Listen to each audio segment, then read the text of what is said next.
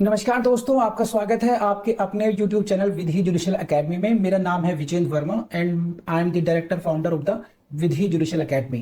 We provide coaching for the judicial services exams, and through this video we are trying to reach out to you to provide you full professional exam oriented coaching for the judicial services, and that is free of cost. In this lecture I am going to discuss article number 140 and 141. Article 140, what is the heading? Ancillary powers of the Supreme Court. Ancillary power मिला आपको heading से। Prelims में question यहीं से आएगा, इसमें बहुत ज्यादा पूछने की जरूरत नहीं है। प्लीज नाउ इधर ध्यान दीजिए लोग, डोंट टॉक नाउ। सही, प्रीलिम्स में 140 से अगर क्वेश्चन प्रीलिम्स में आएगा, mostly it will come from the heading ancillary powers of supreme court. कहां दी गई है? Article number 140। इससे बहुत ज्यादा जरूरत नहीं है आपको। फिर भी अगर पढ़ लेते हैं, क्या कहता है? Parliamentary may by law make provisions for the conferring upon supreme court such supplemental powers not inconsistent with any of the provisions constitution as may appear to necessary. से यहां पे करो for more effectively exercise of this jurisdiction. Ancillary power का मतलब क्या है?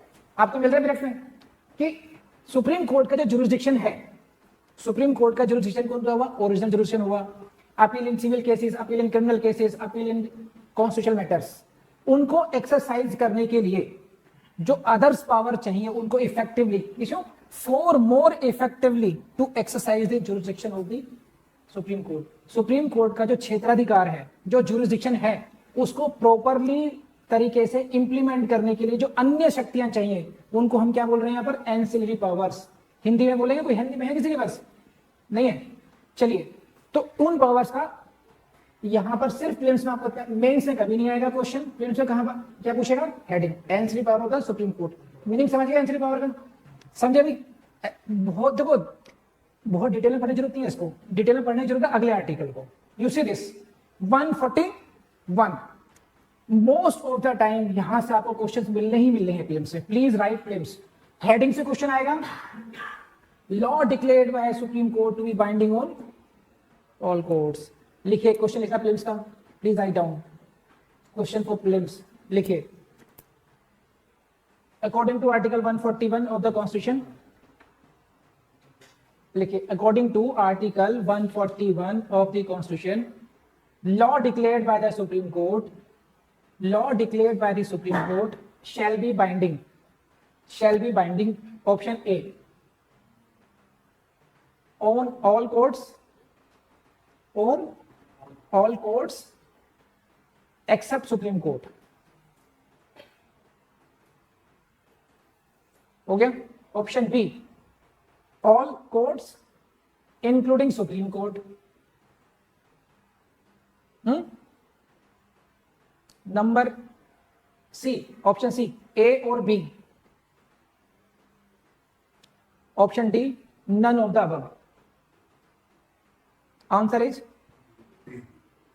None of the above. Answer is D, B. देखो कितना डिफरेंस हो गया। आपके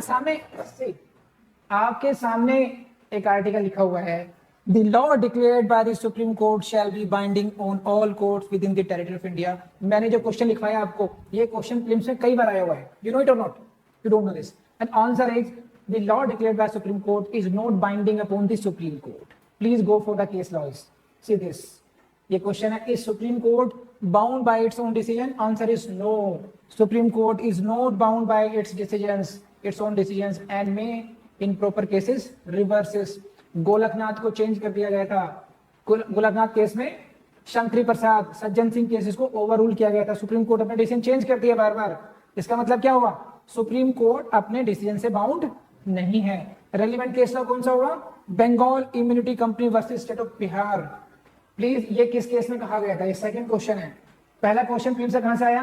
141 से आया। Law declared by Supreme court B binding on, पहला क्वेश्चन प्रीलिम्स में यहां से आएगा। प्लीज देखिए, मैं आपको रिपीटेडली कह रहा हूं, इतने सारे आर्टिकल्स हैं कॉन्स्टिट्यूशन में। अगर आप सबको डिटेल में पढ़ेंगे तो आप हो सकता है आप संविधान के एक्सपर्ट बन जाएं, बट हो सकता है कि आप एग्जाम को मिस कर जाएं। एग्जाम को तैयार करने की अपनी अलग स्ट्रेटेजी होती है। आपको पता होना चाहिए कौन सा आर्टिकल में हेडिंग से क्वेश्चन आएगा या किसी कौन से खास फ्रेज से आएगा। अब मैं अपने एक्सपीरियंस की वजह से बता रहा हूं आपको केवल उसमें सिर्फ उन्हीं पॉइंट्स को याद कर लीजिए एक बार, बस उस तरीके से and then you solve your previous year question paper. अगर आपको लगता है कि वहां से बाहर भी क्वेश्चन आए हैं तब मुझे बताना आप।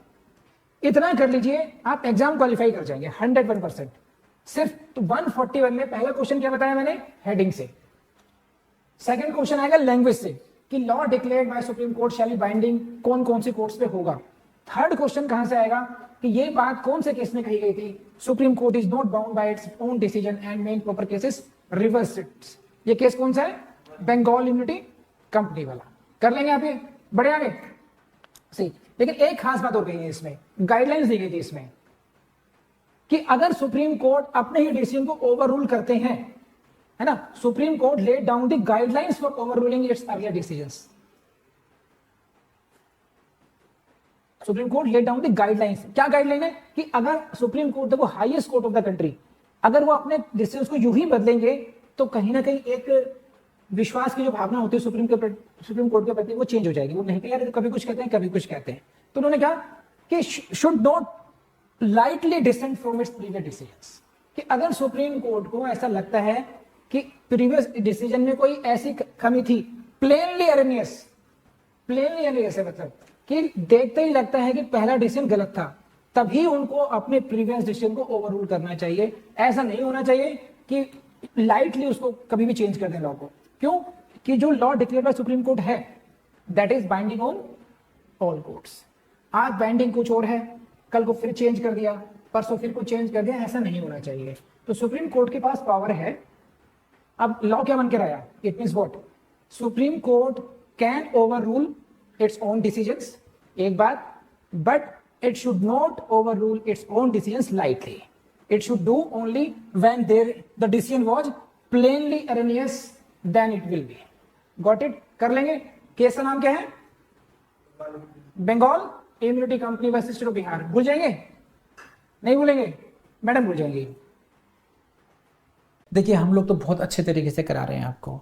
कोशिश यही है कि आपको जज बनाना है, आपको ऑफिसर बनाना है, लेकिन आपको छोटा सा काम करना पड़ेगा। छोटी सी आपके एफर्ट से हम लोगों की बड़ी हेल्प हो जाएगी। कुछ लोग हैं ऐसे जो नहीं चाहते कि हम आपको फ्री कोचिंग कराएं, वो हमें डिस्करेज करने में लगे हुए हैं, हमारी रेटिंग ख़राब करना चाहते हैं, रिव्यूज़ गलत सिंगल रिव्यूज़ दे रहे हैं वहाँ जा करके, जबकि वो हमारे स्टूडेंट भी नहीं है। तो प्लीज़ डू हेल्प अस। आप प्लीज़ गूगल रिव्यूज़ पर जाइएगा, विद ही जुसल अकेडमी की फिर गूगल रिव्यू पे एक अच्छा सा रिव्यू जरूर लिखें अगर आपको लगता है कि हाँ हमने आपके साथ जस्टिस करने की कोशिश की है। Thank you very much.